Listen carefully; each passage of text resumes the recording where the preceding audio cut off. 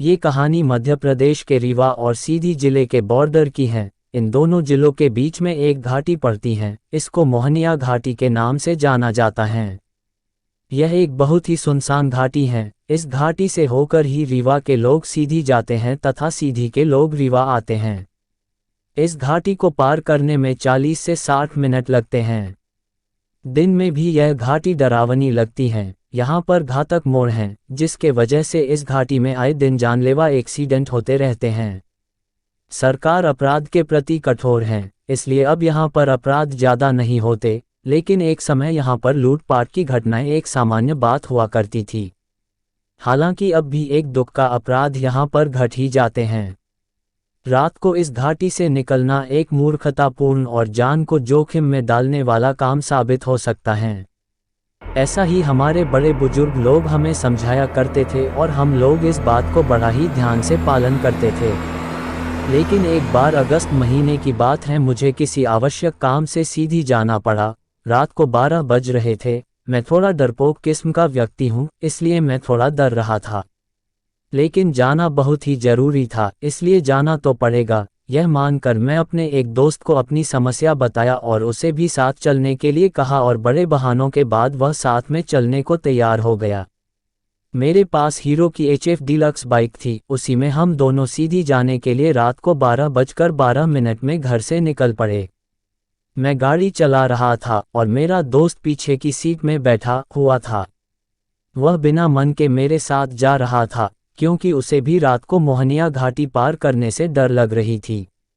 बहुत पहले की बात है, उसके गांव के कुछ लोग इसी घाटी से होकर रीवा आ रहे थे, लेकिन वो लापता हो गए और उनका कोई अता पता नहीं लगा।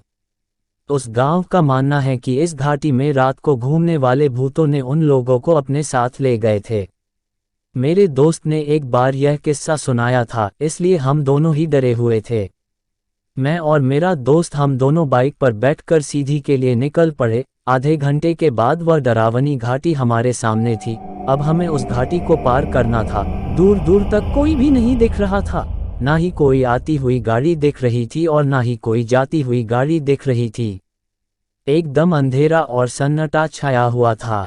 हम हिम्मत बांधकर उस मोहनिया घाटी को पार करने के लिए आगे बढ़े। अब हम उस पहाड़ी नुमा घाटी पर थे। रास्ते बहुत ही संकरे थे। एक तरफ ऊंचे ऊंचे पहाड़ और उनमें लगे हुए घने पेड़ थे, तो दूसरी तरफ खाई थी। इस तरीके से हम मोहनिया घाटी को पार करने लगे। मोहनिया घाटी में कई मोड़ हैं जो कि बहुत ही डरावनी है और खतरनाक भी है। तभी मैंने अपने बाइक के मिरर से देखा कि पीछे से एक बाइक आ रही है, तो हमें एक संतोष हुआ कि चलो हम यहाँ पर अकेले नहीं हैं। थोड़ी ही देर में वो बाइक हमारे बगल से होकर गुजरी। उसमें एक 40 वर्ष की उम्र के आसपास एक आदमी बैठा हुआ है, उसके साथ एक महिला भी बैठी हुई थी। उसका पल्लू हवा में उड़ रहा था। मुझे लगा कि कहीं उसका पल्लू गाड़ी में फंस ना जाए और वह दोनों किसी दुर्घटना का शिकार हो जाए। इसलिए मैंने गाड़ी की रफ्तार बढ़ाई और उनकी बराबरी में आकर पीछे बैठी हुई महिला से कहा, बहन जी, आपका पल्लू हवा में उड़ रहा है, कहीं गाड़ी में ना फंस जाए, तो आप उसे संभाल लीजिए। ऐसा बोलकर मैं आगे बढ़ गया।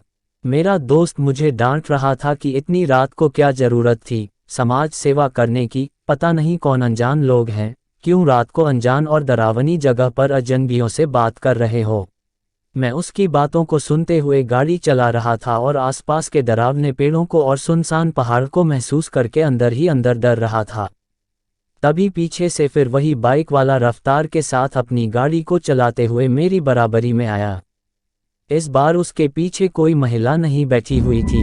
उस बाइक वाले के चेहरे में एक डर का भाव देखा जा सकता था और इधर मैं और मेरा दोस्त दोनों ही डर गए कि उस बाइक वाले के साथ वह महिला क्यों नहीं बैठी हुई है, जो थोड़ी देर पहले उसके साथ थी। हमारे मन में अजीब अजीब से ख्याल आने लगे और प्रश्न उठाने लगा कि उस महिला के साथ क्या हुआ। हमने तुरंत उस बाइक वाले से पूछा कि तुम्हारे साथ जो महिला थी वह कहाँ है। उस बाइक वाले ने भी हैरानी के साथ बोला कि मैं तो अकेले ही जा रहा था, मेरे साथ तो कोई भी नहीं था। उसने जैसे ही ऐसे बोला, हम दोनों दोस्त और डर गए। मैं अपने दोस्त को देखने लगा और मेरा दोस्त मुझे देखने लगा। हम दोनों ने अपनी गाड़ी रोक ली और मैंने उस अनजान मोटरसाइकिल वाले से जोर देकर पूछा, तुम सही बोल रहे हो कि झूठ बोल रहे हो? उसने अपनी माँ की कसम खाते हुए कहा कि मैं अकेले ही सीधी की ओर जा रहा था। जब आपने पल्लू ठीक करने की बात कही तो मैं चौंक गया और इसलिए मैं आपसे पुष्टि करने के लिए आपके पास आया हूं कि आपने मेरे साथ किसे देखा है। यह सुनकर मैं और मेरे दोस्त ने भी कसम खाते हुए उस बाइक वाले से कहा कि हमने तुम्हारी गाड़ी में पीछे बैठे हुए एक महिला को देखा था। अब हम तीनों डरे हुए थे। तभी हमने एक जोर की हंसी सुनी और हंसी वाली दिशा में हमने देखा तो पाया कि वहां पर एक विशाल पीपल का पेड़ था। उस विशाल पीपल के पेड़ में एक मानवीय आकृति बैठी हुई थी, जिसकी जोर जोर से हंसने की आवाज यहां तक आ रही थी। हम तीनों डर गए और जल्दी से अपनी गाड़ी को स्टार्ट करके अंधाधुंध रफ्तार में चलाने लगे। जब भी दूसरा मोटरसाइकिल वाला हमारे बराबर पर आता तब उसकी बाइक पर हमें वह महिला बैठी हुई दिखाई देती और हम डर के मारे अपनी गाड़ी को और तेज करके उससे आएंगे निकालते। वह गाड़ी वाला भी स्थिति को भाप गया था और इसलिए वह भी अपनी गाड़ी की रफ्तार बढ़ाकर हर बार हमारे आसपास ही रहने की कोशिश कर रहा था। लगभग आधे घंटे के जद्दोजहद के बाद हम मोहनिया घाटी के दूसरी तरफ पहुंच चुके थे। मोहनिया घाटी के दूसरी तरफ एक बहुत ही लोकप्रिय हनुमान मंदिर है। वहां पहुंचते ही उस भूतनी का छाया अब हमसे दूर हो चुकी थी। जो गाड़ी हमारी भारी चल रही थी, अब वह फिर से ठीक चलने लगी। हम सब मंदिर में सुबह होने तक रुके और 5 बजे बजने के बाद ही हम लोग वहां से आगे की यात्रा के लिए निकले। उस दिन के बाद से अब कभी भी मैं देर रात को सीधी मोहनिया घाटी से होकर नहीं जाता हूँ। मोहनिया घाटी की दूसरी तरफ मौजूद यह मंदिर बहुत ही पुराना हनुमान मंदिर है। उस मंदिर पर जब हम ठहरे हुए थे तो वहां के एक बुजुर्ग पुजारी ने बताया कि मोहनिया घाटी में एक भूतनी रहती है जो कि प्राणघातक तो नहीं है, लेकिन रात को पहाड़ी से गुजरने वाले यात्रियों को थोड़ा परेशान करती है।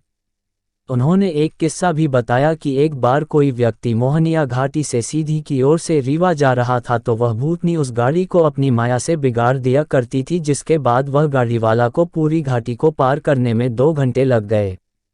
यह किस्सा सुनने के बाद अब मैं तो सीधी जाने के लिए दिन का समय ही चुनता हूं और अगर रात के 10 बजे के बाद जाना हो तो मैं बिल्कुल प्रयास करता हूं कि मैं वहां से होकर नहीं जाऊंगा।